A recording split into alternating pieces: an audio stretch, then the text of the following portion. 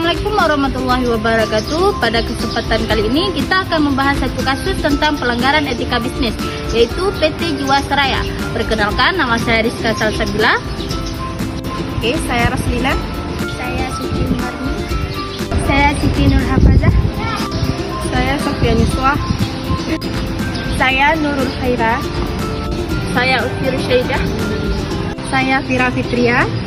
Nama saya Ayu Angelia. Saya Nadia Zahira Putri. Saya Wirya Saputra. Etika bisnis adalah pengetahuan pengaturan bagaimana seseorang menjalankan bisnis dengan norma-norma yang berlaku. Ada 5 prinsip dalam beretika bisnis. Yang pertama, prinsip otonom. Yang kedua, prinsip kejujuran. Yang ketiga, prinsip keadilan. Yang keempat, prinsip tidak berniat jahat. Yang kelima, prinsip hormat terhadap diri sendiri. Tujuan dari etika bisnis adalah menjaga reputasi perusahaan, menjaga kepercayaan konsumen dan mitra bisnis, mendorong kepatuhan hukum, dan menciptakan lapangan kerja yang luas. Baik, pada kesempatan kali ini saya akan membahas tentang PT Asuransi Jiwasraya. PT Asuransi Jiwasraya merupakan perusahaan asuransi jiwa tertua di Indonesia yang diriliskan pada tahun 1859. Perusahaan ini dulunya dikenal dengan sebutan nama Neonich. Namun pada tahun 1961 Neonich digabungkan dengan 8 perusahaan asuransi jiwa lainnya dan diganti namanya menjadi Perusahaan Asuransi Jiwa Eka Sejahtera sesuai dengan Peraturan Nomor 214 Tahun 1961. Kemudian pada tahun 1965 melalui surat keputusan Menteri Perasuransian, pemerintah memutuskan untuk menggabungkan PT Asuransi Jiwa Eka Sejahtera dengan PT Asuransi Jiwasraya. Finalnya pada tahun 1973 perusahaan asuransi negara Jiwasraya menjadi lembaga persero bernama PT Asuransi Jiwasraya. Perusahaan ini berpusat di Jakarta dan memiliki 14 kantor regional, 71 kantor cabang, dan 494 unit kerja. Pada tahun 2018, PT Asuransi Jiwasraya mengalami masalah gagal bayarkan polis waktu tempo sebesar Rp802 miliar. Kondisi ini memicu krisis yang berujung menjadi mega skandal pada September sampai November tahun 2019. Tekanan likuiditas yang berat menyebabkan ekuitas Jiwasraya menjadi negatif, mencapai Rp23,92 triliun.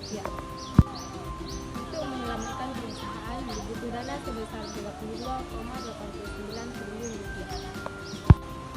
Kondisi tersebut tentu meresahkan bagi 7,7 juta jiwa masyarakat di Indonesia yang menjadi nasabah di perusahaan tersebut. Hal ini kemudian mendorong Jiwasraya untuk melakukan rekayasa akuntansi dengan menghasilkan laba semu yang mengakibatkan BPK memberikan pendapat disclaimer opini, tidak menyatakan pendapat terhadap laporan keuangan periode 2006 sampai dengan 2007.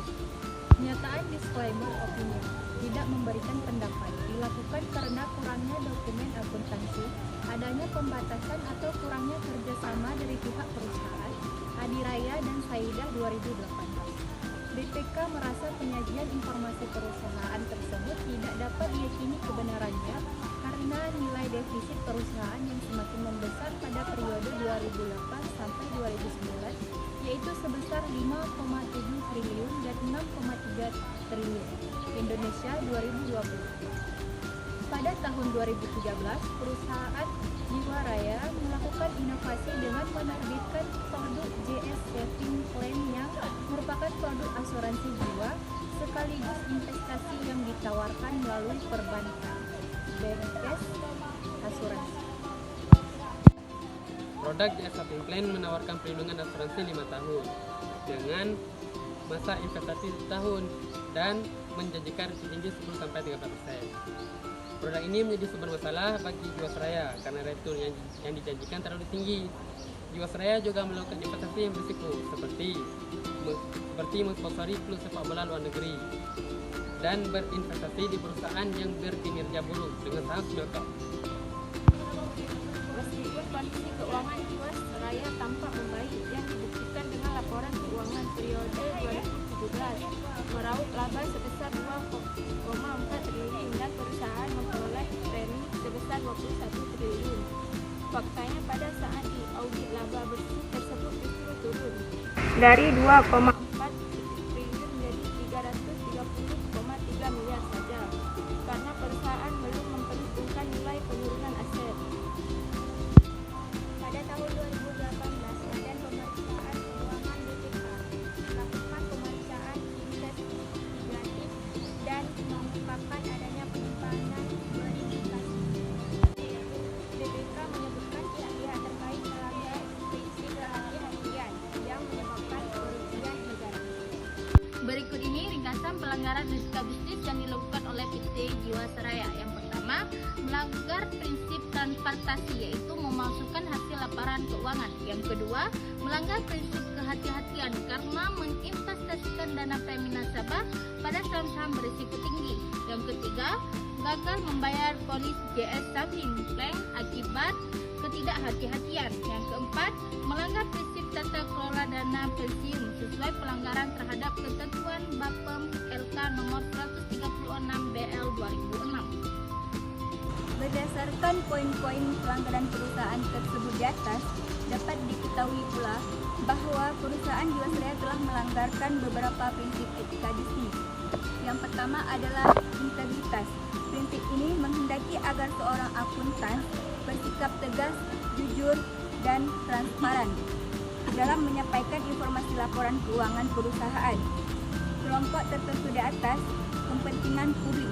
Dalam hal ini, perusahaan Jiwasraya telah melakukan pelanggaran dengan melakukan manipulasi laporan keuangan perusahaan pada tahun 2017 sebesar 7,7 triliun rupiah, sebagaimana yang telah disampaikan oleh BPK Indonesia. Bahkan dugaan kecurangan ini sudah ada sejak tahun 2006 menurut BPK. Yang kedua, objektivitas. Prinsip ini menghendaki agar seorang akuntan tidak bersikap bias atau tidak adil. Untuk itu, seorang akuntan harus bebas dari benturan kepentingan agar bisa bekerja secara profesional.